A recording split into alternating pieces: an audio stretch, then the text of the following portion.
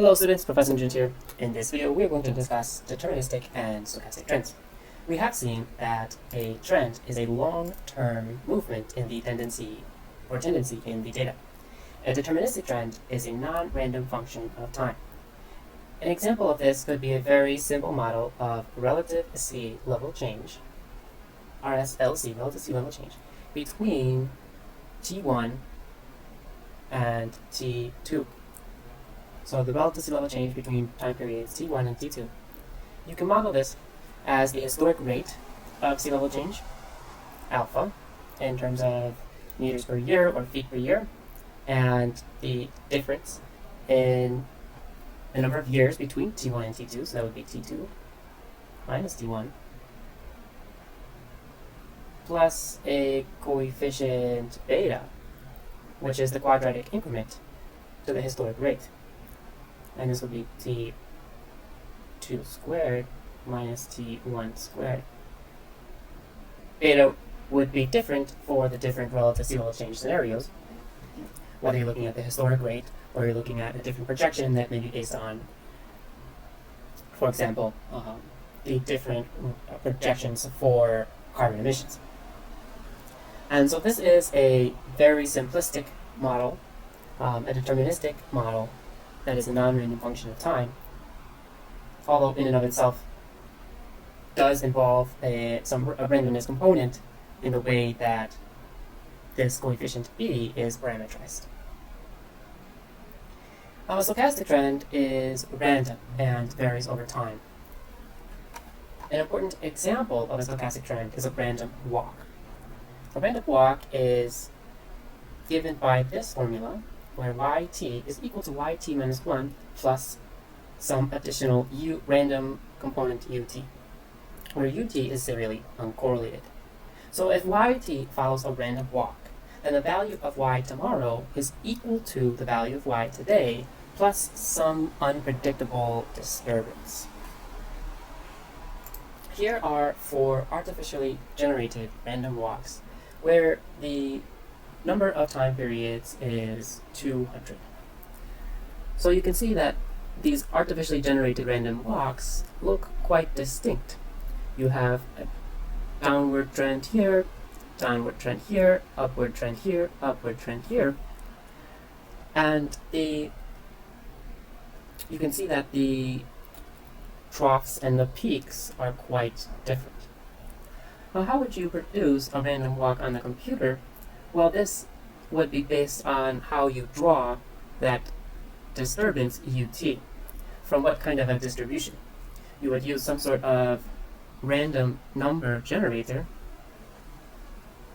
to come up with a draw from a distribution like the normal distribution and add some sort of disturbance as drawn from that distribution to this equation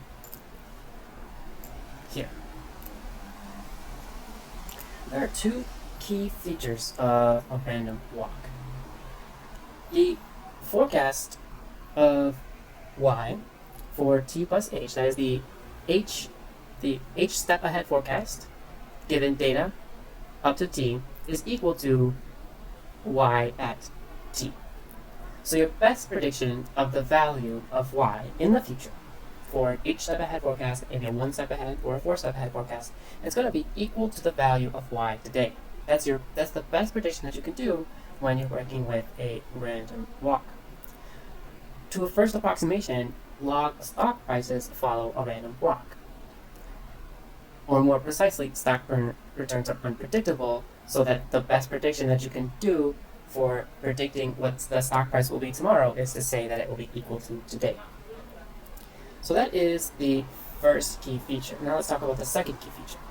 If you suppose that the first observation in the series is equal to 0, then the variance of yt is equal to t times the variance of u. Now observe that this variance depends on t. So the variance increases linear with t, so yt is not stationary because the variance depends on time.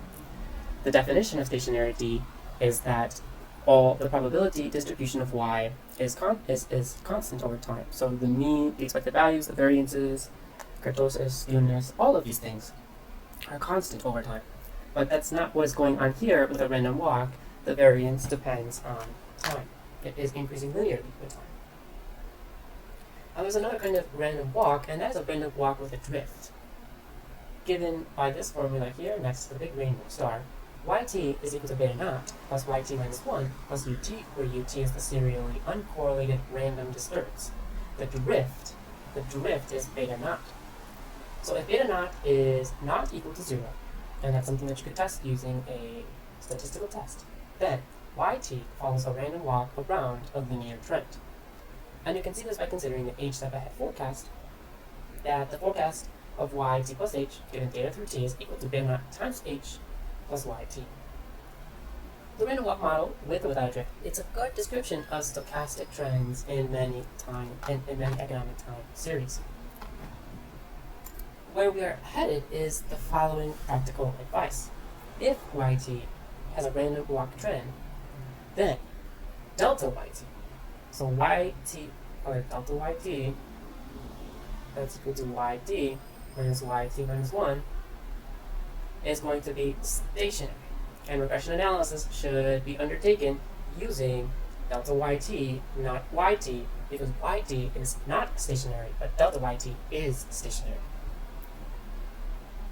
Over the rest of the video, we're going to look at the relationship between the random walk model, AR1, AR2, and the ARP, and how it depends on the unit autoregressive root, and how this leads us to the Dickey-Fuller test for whether yt has a random walk trend. Let's look at stochastic trends and unit autoregressive roots. We have defined the random walk with a drift by equation 1. Yt is equal to beta naught plus yt minus 1 plus ut.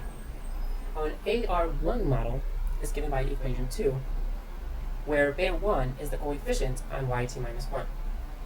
If the process yt is best represented by a random walk, then the random walk is an AR1 with beta 1 equal to 1.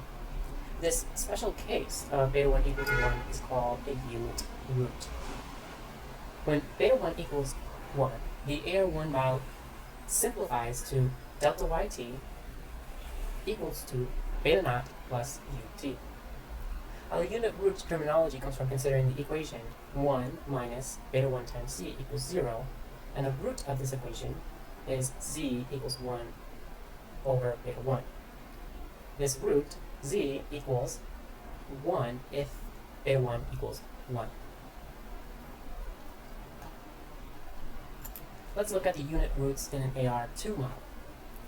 The AR2 model is given by this equation. Let's call this equation number 3. Yt is equal to beta naught plus beta 1 times yt minus 1 plus beta 2 times yt minus 2 plus ut. We can rearrange the regression, that's a trick from chapter 7.3, where we are going to add to equation 3, we're adding beta 2 times yt minus 1, and we are subtracting beta 2 times yt minus 1. So we're adding beta 2 times yt minus 1 and subtracting beta 2 times yt minus 1 from equation 3. When you do that and collect terms, we're collecting the coefficients in the second term, and we are collecting the lags of y in the third term. We get this simplification that the AR2 model can be written as beta naught plus beta 1 plus beta 2 times yt minus 1 minus beta 2 times yt minus 1 minus yt minus 2 plus ut. Now let's subtract yt minus 1 from both sides.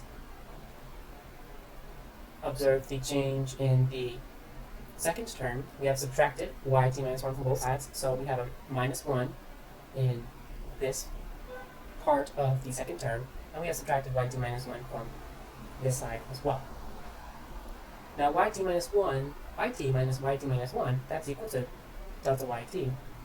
And yt minus 1 minus yt minus 2, that is equal to delta yt minus 1. This equation 5 is simplified where gamma 1 is equal to negative beta 2 from up here, and delta is equal to beta 1 plus beta 2 minus 1. that is from this part of the equation. Alright, we are making some progress. Let's continue looking for the unit roots in AR2 model. So we have shown with equation 5 that the AR2 model can be rearranged with delta yt is equal to beta naught plus delta times yt minus 1 plus gamma 1 times, this is like capital delta t minus 1 plus ut, where little delta is equal to beta 1 plus beta 2 minus 1, and gamma 1 is equal to negative beta 2. The claim is that 1 minus beta 1 times z minus beta 2 times z2 is equal to 0. If this expression has a unit root, then beta 1 plus beta 2 is equal to 1. So if the z's, if this is equal to, comes out equal to effectively 1, then you get this expression. If there's a unit root and beta 1 plus beta 2 equals 1, observe here, if beta 1 plus beta 2 equals 1, then you have 1 minus 1 equals 0, so delta equals 0. Okay, you have that delta equals 0. Whoop, pen's going crazy. Pen's going crazy, folks. Sorry about that. Oh, it's still going. And the AR2 model becomes delta yt plus beta naught times gamma 1 times delta yt minus 1 plus ut, because the second term in equation 5 on the right hand side, delta times yt minus 1, has fallen out of the equation. And an AR2 model has a unit root, and in effect it can be written as an AR1 in first differences. So let's get rid of this mess.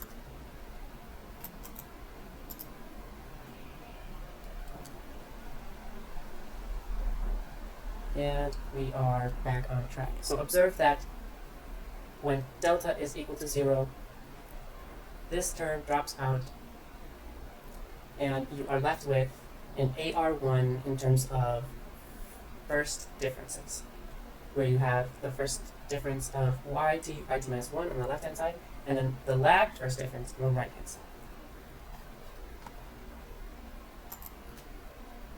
This result can be generalized to the ARP model. The ARP,